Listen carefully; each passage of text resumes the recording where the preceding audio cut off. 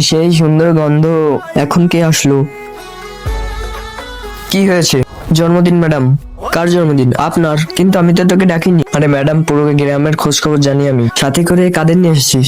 এ হলো বাবা আর এ হলো আমার ছোট বোন। বাবা? আরে সেইখান ধরে দাঁড়িয়ে আছি, মাজা ভেঙে গেল। হ্যাঁ হ্যাঁ স্যার, আসুন আসুন আসুন।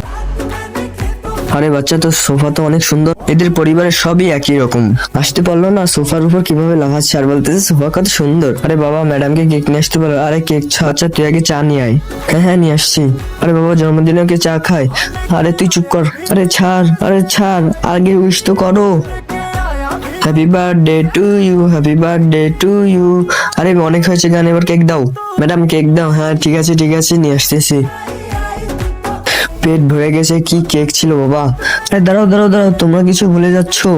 কি ভুলে যাচ্ছি? আরে গিফট কে দেবে? ও আচ্ছা, গিফট। বাবা গিফট দিয়ে দাও। এই নাও তোমার জন্য গিফট।